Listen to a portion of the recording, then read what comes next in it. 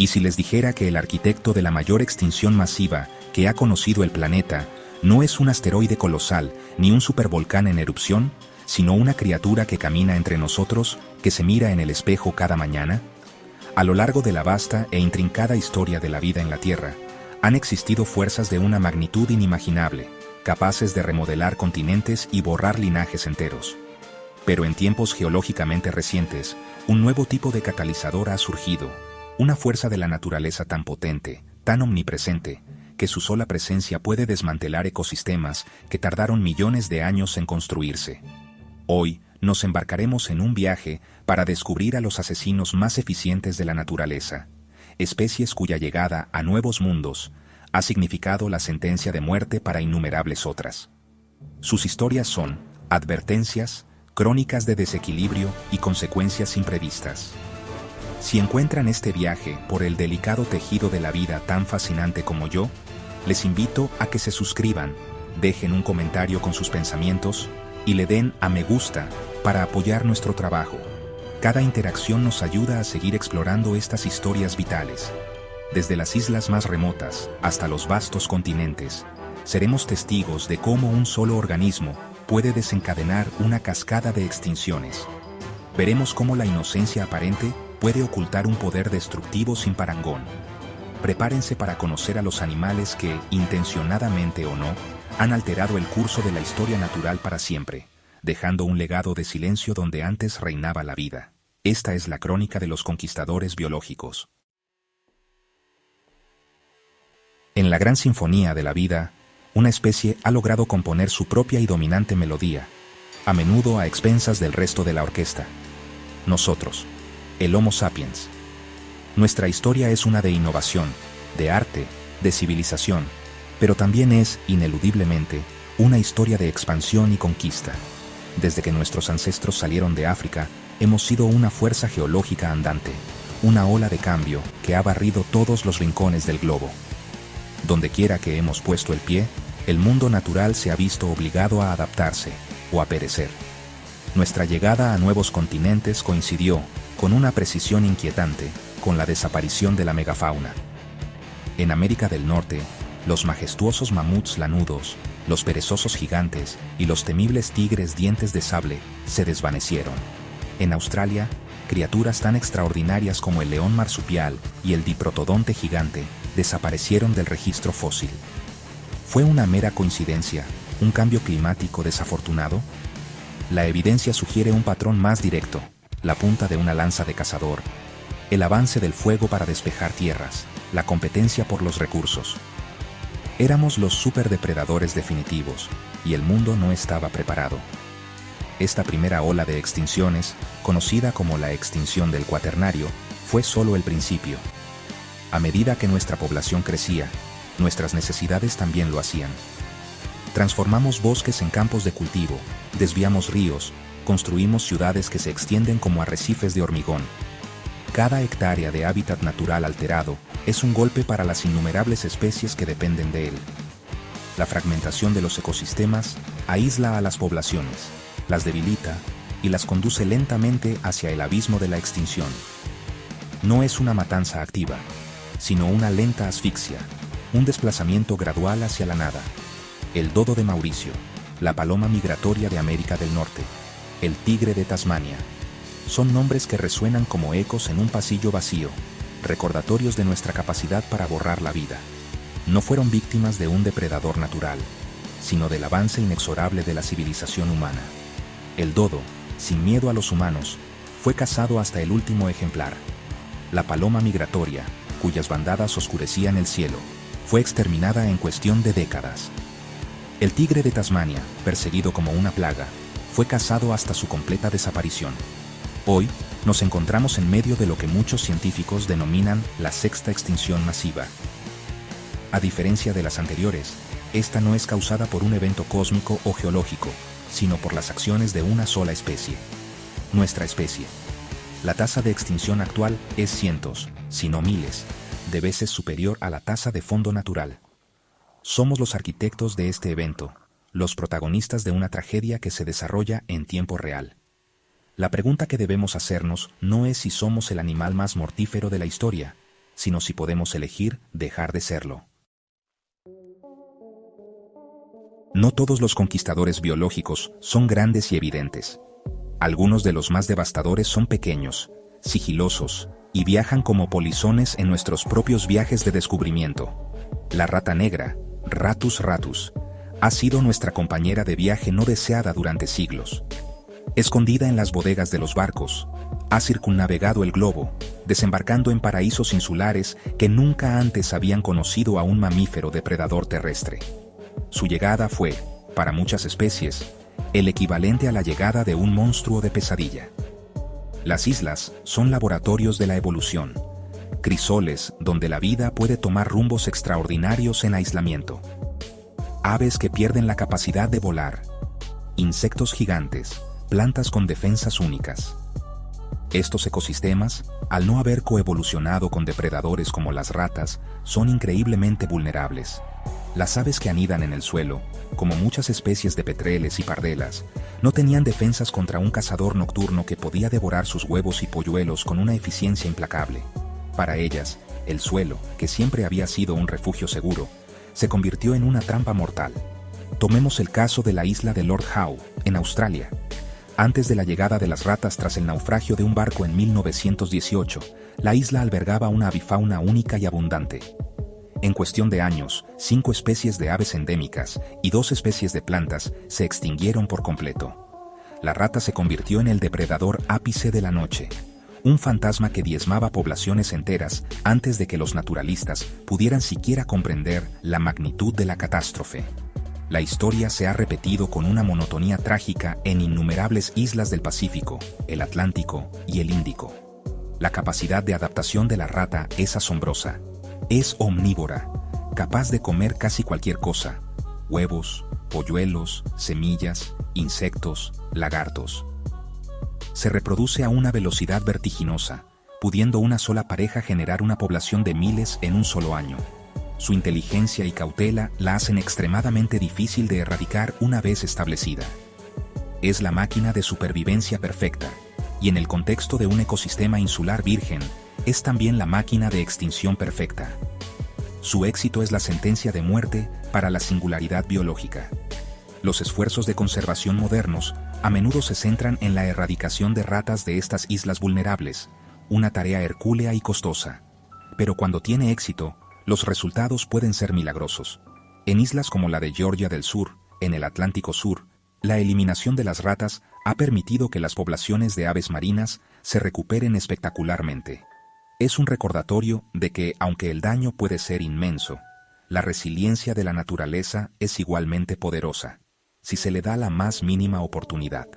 La sombra de la rata nos enseña que el tamaño no importa cuando se trata de impacto ecológico. Lo hemos invitado a nuestros hogares, lo hemos convertido en un símbolo de confort y compañía, y hemos llenado Internet con sus travesuras. El gato doméstico, Felis catus, es uno de los animales de compañía más queridos del mundo. Pero detrás de ese ronroneo y esa apariencia dócil, se esconde un instinto depredador perfeccionado durante millones de años. Cuando a este cazador eficiente se le permite vagar libremente por el exterior, se convierte en una de las mayores amenazas para la fauna local, un asesino en serie con un encanto irresistible.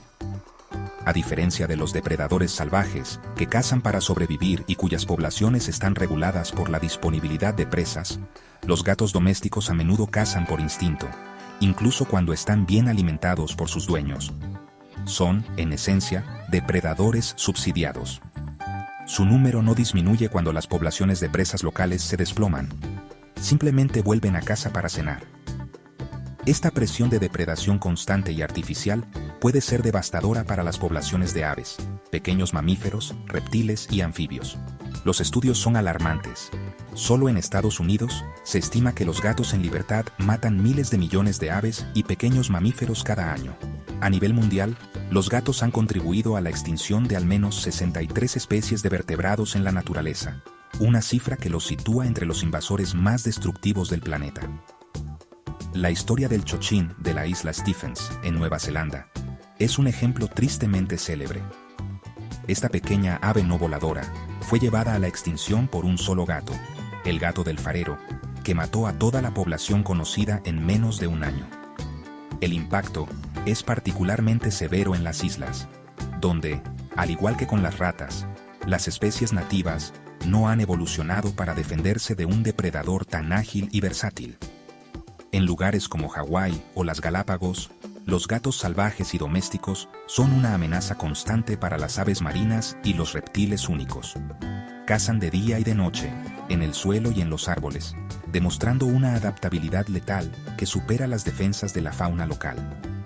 El instinto que los hace tan cautivadores para nosotros es precisamente lo que los convierte en una fuerza tan destructiva.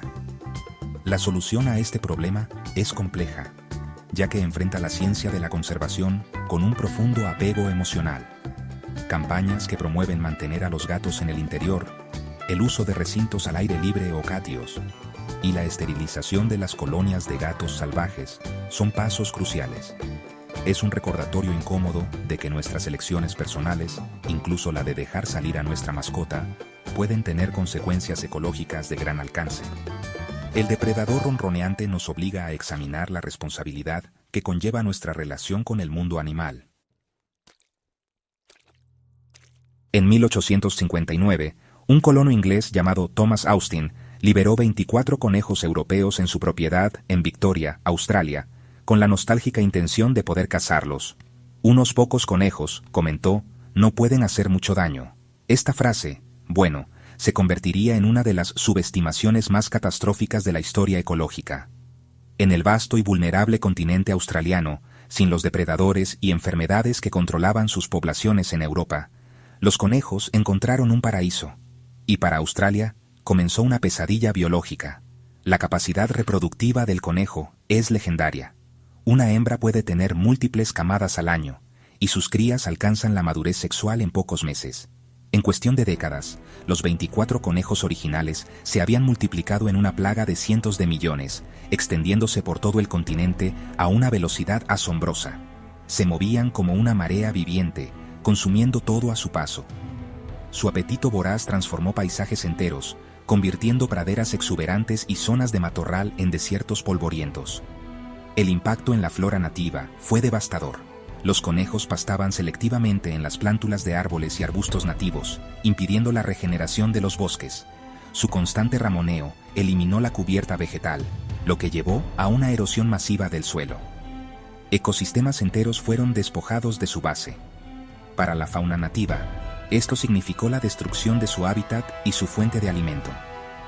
Especies que dependían de esa vegetación específica simplemente no pudieron competir con el apetito insaciable de la horda invasora. Mamíferos marsupiales de tamaño pequeño a mediano, como el bilby menor y varias especies de bandicoots, fueron particularmente afectados. No solo perdieron su alimento y refugio, sino que las madrigueras de los conejos alteraron la estructura del suelo, afectando a otras criaturas excavadoras. Se estima que la invasión de conejos ha sido un factor clave en la extinción de varias especies de mamíferos australianos y ha puesto a muchas otras al borde del abismo. La introducción de una sola especie herbívora desató una cascada de extinciones que reconfiguró la fauna del continente. Australia ha librado una guerra de más de un siglo contra el conejo, utilizando cercas que atraviesan el continente, venenos y, de manera más famosa, la guerra biológica con la introducción del virus de la mixomatosis y más tarde la enfermedad hemorrágica del conejo. Aunque estos métodos tuvieron un éxito inicial espectacular, los conejos han demostrado una y otra vez una increíble capacidad para desarrollar resistencia. La historia del conejo en Australia es una lección aleccionadora sobre los peligros de introducir especies no nativas y la inmensa dificultad de deshacer un error ecológico. Capítulo 5. El devorador de islas. La cabra doméstica, domesticada hace miles de años por su leche, carne y pelo, es un animal notablemente resistente. Capaz de sobrevivir en algunos de los entornos más duros, su habilidad para encontrar sustento donde otros no pueden la ha convertido en una valiosa compañera para la humanidad. Sin embargo, esta misma tenacidad es la que la transforma en un agente de destrucción ecológica cuando es liberada en el entorno equivocado, particularmente en los frágiles ecosistemas insulares, donde se convierte en un arquitecto de la desolación. Marineros de siglos pasados solían liberar cabras en islas deshabitadas a lo largo de sus rutas comerciales. La idea era crear una despensa viviente, una fuente de carne fresca para futuros viajes. No tenían conocimiento del delicado equilibrio de esos mundos en miniatura. Las plantas de las islas, habiendo evolucionado sin la presión de grandes herbívoros, a menudo carecen de espinas, toxinas u otras defensas. Para las cabras, estas islas eran un festín ilimitado, un buffet libre de vegetación indefensa. El proceso de destrucción es sistemático y completo. Las cabras son exploradoras indiscriminadas. Comen hierbas, arbustos, la corteza de los árboles e incluso trepan a ramas bajas para alcanzar el follaje. Su pastoreo intensivo elimina la cubierta vegetal, dejando el suelo desnudo y vulnerable a la erosión por el viento y la lluvia. En islas montañosas, esto puede provocar deslizamientos de tierra catastróficos, alterando la topografía misma de la isla y destruyendo los hábitats de anidación de las aves marinas. En las Islas Galápagos, las cabras salvajes introducidas en varias islas diezmaron la vegetación de la que dependían las icónicas tortugas gigantes. Compitieron directamente por el alimento, empujando a las poblaciones de tortugas al borde de la inanición y la extinción en algunas islas. La desaparición de la vegetación también afectó a insectos, aves y otros animales que dependían de ese ecosistema específico. Una vez más, la introducción de una sola especie provocó un efecto dominó que amenazó con desmantelar toda la red de vida. Al igual que con las ratas, los programas de erradicación de cabras en islas han sido un componente vital de la conservación moderna. Proyectos ambiciosos, que a menudo implican cazadores expertos y tecnología avanzada como helicópteros y rastreo por GPS, han logrado limpiar con éxito cientos de islas en todo el mundo. Y la respuesta de la naturaleza es casi siempre inmediata y espectacular. La vegetación regresa, a veces a partir de bancos de semillas que han permanecido latentes en el suelo durante décadas, y con ella, la fauna nativa comienza su lento camino hacia la recuperación. La historia de la cabra es una prueba de que incluso un herbívoro puede ser tan destructivo como el más feroz de los depredadores. Capítulo 6. La pesadilla arbórea. Guam, una isla en el Pacífico Occidental, fue en su día un paraíso para las aves. Sus bosques resonaban con el canto de una docena de especies de aves terrestres endémicas, criaturas que no se encontraban en ningún otro lugar de la Tierra. Pero después de la Segunda Guerra Mundial, un polizón silencioso llegó a la isla, probablemente escondido en el tren de aterrizaje de un avión militar o en un cargamento. Era la serpiente arbórea marrón, nativa de Australia y Papúa Nueva Guinea. Para las aves de Guam, su llegada fue el apocalipsis. En su hábitat nativo, las poblaciones de la serpiente arbórea marrón están controladas por depredadores, competidores y enfermedades. Pero en Guam no tenía enemigos naturales. Además, las aves de la isla, que habían evolucionado durante milenios en ausencia de depredadores de serpientes, eran trágicamente ingenuas. Anidaban en lugares accesibles y no tenían respuestas instintivas para defenderse de un cazador nocturno, arbóreo y extraordinariamente eficiente. La serpiente encontró un buffet inagotable y fácil de alcanzar. La propagación de la serpiente por la isla fue metódica y aterradora. A medida que avanzaba desde el sur hacia el norte, el bosque detrás de ella quedaba en un silencio espeluznante. Una por una, las especies de aves nativas desaparecieron. El monarca de Guam, el abanico de Guam, el mielero de Guam. Nombres que ahora solo existen en los libros. De las 12 especies de aves forestales nativas, 10 se extinguieron por completo en la naturaleza. Las 2 restantes sobreviven solo en programas de cría en cautividad, con la esperanza de una futura reintroducción en un Guam libre de serpientes. El impacto de la serpiente no se detuvo en las aves. Al eliminar a los principales polinizadores y dispersores de semillas de la isla, la serpiente ha alterado fundamentalmente el proceso de regeneración del bosque. Las poblaciones de lagartos también se desplomaron. La serpiente incluso ha tenido un impacto directo en los humanos, causando frecuentes cortes de energía al trepar por los postes y cables eléctricos. Ha transformado Guam de un vibrante ecosistema insular a un estudio de caso de lo que los ecologistas llaman colapso de la cascada trófica. Hoy, Guam es un campo de batalla. Se están realizando esfuerzos masivos para controlar la población de serpientes y evitar su propagación a otras islas vulnerables del Pacífico, como Hawái. Un método notablemente ingenioso consiste en lanzar desde el aire ratones muertos atados a paracaídas de cartón y cargados con una dosis de paracetamol, que es letal para las serpientes, pero relativamente inofensivo para otros animales. La historia de la serpiente arbórea marrón es quizás el ejemplo más dramático y rápido de cómo un solo depredador invasor puede aniquilar casi por completo la avifauna de todo un ecosistema. Capítulo 7. El sapo tóxico. En la década de 1930, los campos de caña de azúcar de Queensland, Australia, estaban plagados de escarabajos de la caña. En un intento bien intencionado pero desastrosamente mal informado de control biológico, se importaron 102 sapos de caña de Hawái. Se esperaba que estos grandes anfibios devoraran las plagas y salvaran la industria azucarera. En cambio, Australia desató una de las plagas invasoras más notorias y resistentes del mundo. Un conquistador tóxico que ignoró a los escarabajos y se dispuso a conquistar el continente. El sapo de caña es una fortaleza biológica andante. Es voraz y come casi cualquier cosa que pueda caber en su boca. Insectos, caracoles, pequeños reptiles e incluso pequeños mamíferos. Pero su arma más formidable son las grandes glándulas parotoides en sus hombros, que segregan una potente toxina lechosa cuando el sapo se siente amenazado. La fauna nativa de Australia, que no coevolucionó con una criatura tan venenosa, no tenía defensas contra esta arma química. Los depredadores nativos que intentaron comerse a los sapos pagaron un precio terrible. Kookaburras, goanas, grandes lagartos monitores, serpientes e incluso cocodrilos de agua dulce murieron en masa después de morder a un sapo de caña. Las poblaciones de algunos depredadores ápice, como el cuol del norte, se desplomaron hasta en un 95% en áreas invadidas por los sapos.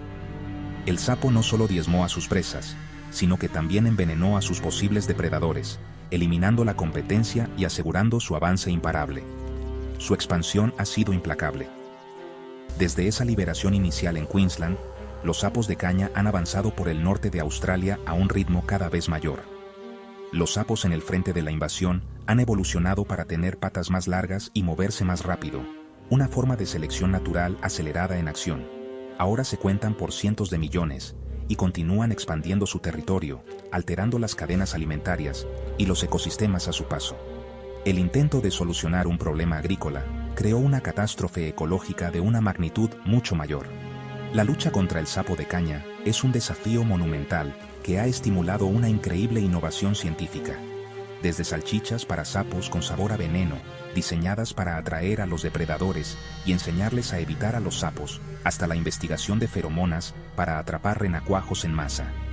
El sapo de caña es un poderoso recordatorio de que la naturaleza es un sistema complejo e interconectado. Introducir una nueva especie, incluso con las mejores intenciones, es como tirar una piedra en un estanque de aguas tranquilas. Las ondas pueden extenderse mucho más allá de lo que podemos prever, con consecuencias devastadoras y duraderas.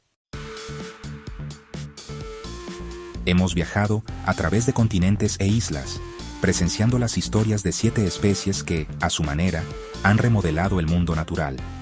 Desde la expansión global de la humanidad hasta la sigilosa invasión de una serpiente en una isla remota, el patrón es inquietantemente claro. La introducción de una nueva y poderosa fuerza en un ecosistema equilibrado puede desatar una cascada de destrucción, silenciando para siempre cantos y extinguiendo formas de vida que tardaron eones en evolucionar. Estas no son solo historias del pasado, son procesos que continúan desarrollándose hoy en día. Cada uno de estos asesinos nos enseña una lección vital sobre la interconexión y la fragilidad de la vida. Nos muestran que las acciones, ya sean deliberadas como la liberación de conejos o accidentales, como el viaje de una rata en un barco, tienen consecuencias que pueden reverberar a través de generaciones y ecosistemas. La ignorancia del pasado ya no es una excusa. Ahora comprendemos la delicada red que sustenta la biodiversidad de nuestro planeta y el papel crucial que juega cada especie dentro de ella. La responsabilidad, en última instancia, recae sobre nosotros. Somos la única especie en esta lista capaz de comprender el alcance de nuestro impacto y la única capaz de tomar decisiones conscientes para mitigarlo. Al proteger los hábitats, prevenir la propagación de especies invasoras y trabajar para restaurar los ecosistemas dañados, podemos comenzar a enmendar los errores del pasado. La historia de la vida en la Tierra es una de resiliencia, pero no es infinita. El futuro del mundo natural y de las innumerables especies que lo habitan depende de las decisiones que tomemos a partir de ahora. El eco del silencio es una advertencia. Depende de nosotros elegir qué sonidos llenarán el mañana.